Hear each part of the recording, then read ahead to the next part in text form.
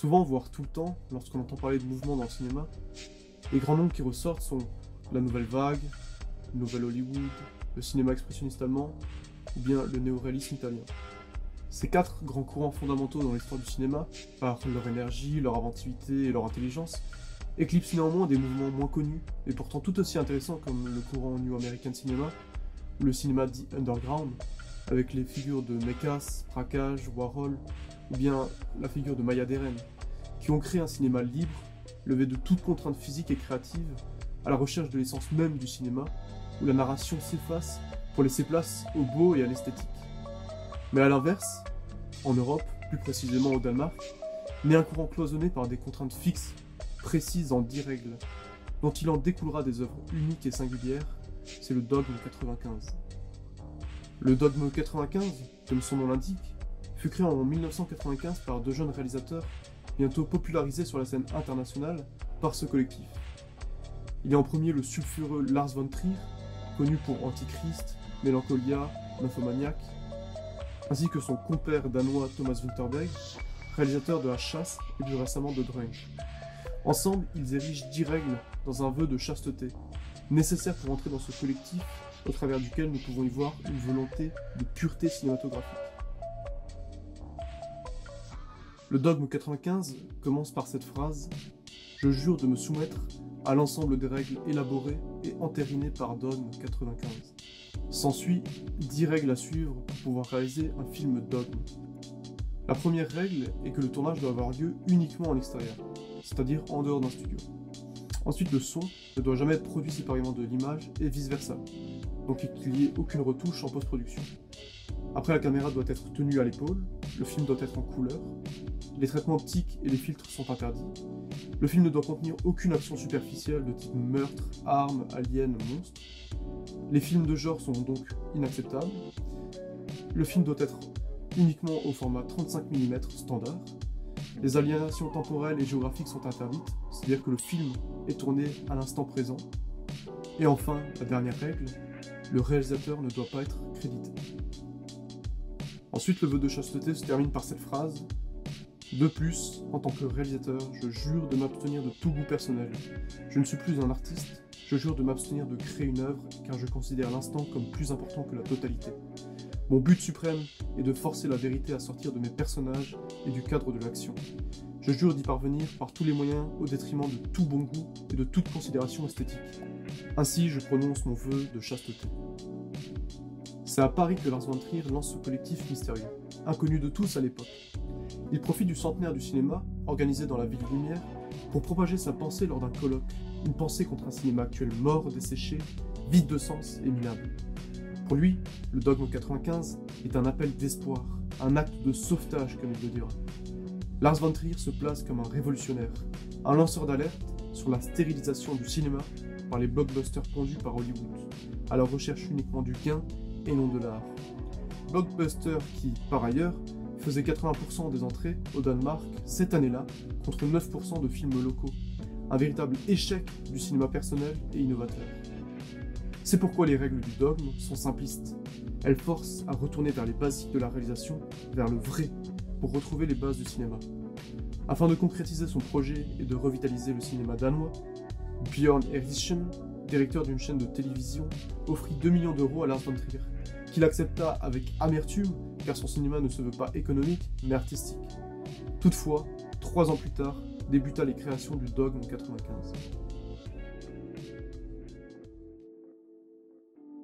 C'est lors du 51e Festival de Cannes en 1998 qu'apparaissent les premières œuvres du dogme, Les Idiots de Lars von Trier et Festen de Vinterberg.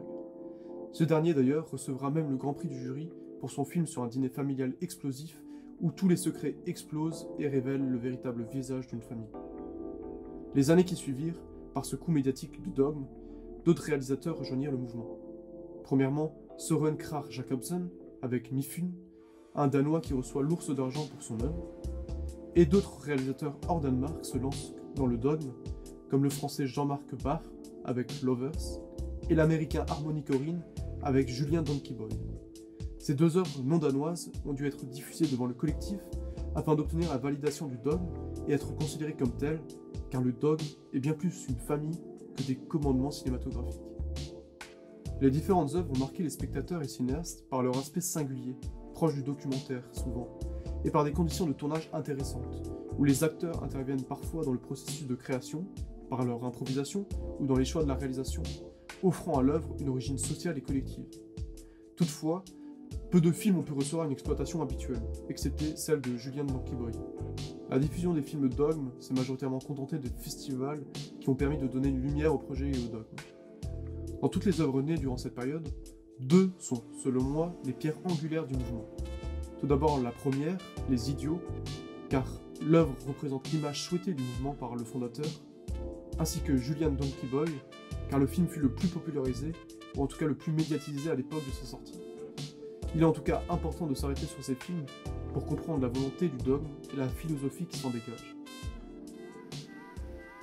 Julien, c'est un jeune schizophrène, hanté par le décès de sa mère, qui habite à Long Island avec son père dépressif, interprété d'ailleurs par Werner Herzog, le réalisateur de Aguirre la colère des yeux et de Fitzcarraldo, avec son frère passionné de lutte gréco-romaine qui s'entraîne dans les escaliers, et puis sa sœur sentimentale et tendre, à l'écoute des souffrances de Julien, jouée par Chloé Sevigny qu'on retrouve déjà dans Kids de Larry Clark. Ensemble, ils forment une famille triturée par des démons intérieurs, en quête de gloire, de repos ou de bonheur.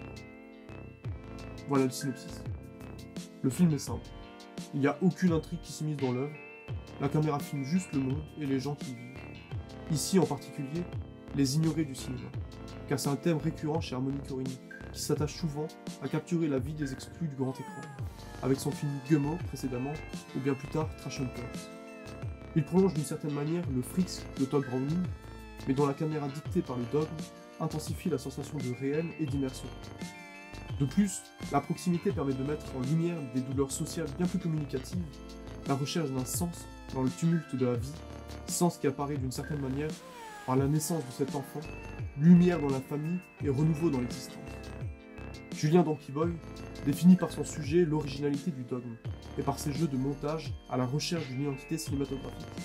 Et c'est cette direction artistique qu'a souhaité Lars von Trier, dont son film Les Idiots est l'absolu exemplum du dogme. Combattre la norme pour se définir soi-même.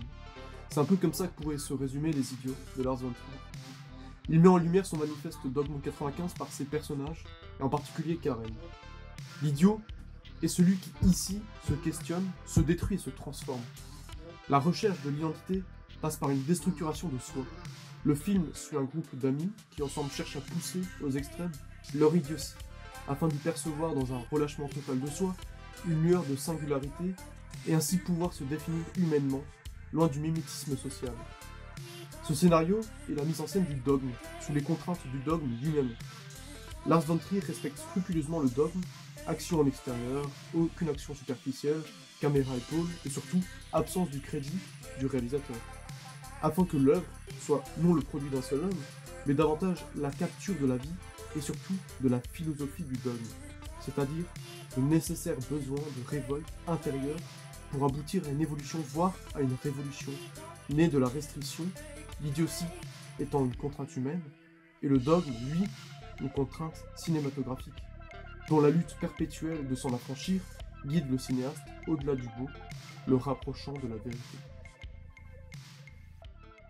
Les règles de Dogme 95 ont été élaborées dans l'intention d'impulser un débat sur le cinéma en général et les longs métrages en particulier.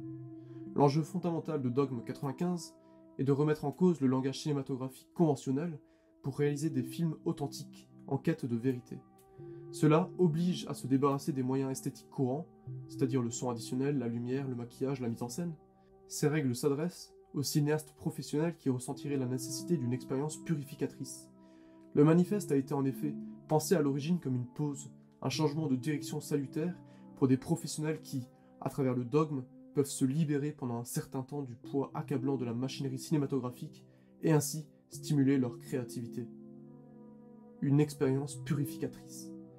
Ces propos tirés du site officiel de Dogme 95 montrent le mouvement finalement comme une pause, un espace créatif hors des rouages incessants des productions cinématographiques. Lars von Trier, en écrivant les règles du dogme, a voulu construire une forme d'écriture sainte, où sont inscrits les essentiels ou bien les interdits pour réaliser un film vrai. Tout le reste n'est que superflu. Le dogme 95 est l'antidote contre les réalisations édulcorées, plastifiées et emballées. qui à force d'être gommés au montage et à la post-production, perdent toute identité et trace personnelle. Le dogme est un appel à l'authenticité et aux sources premières du cinéma. C'est un refuge où la créativité est protégée par des lois cinématographiques.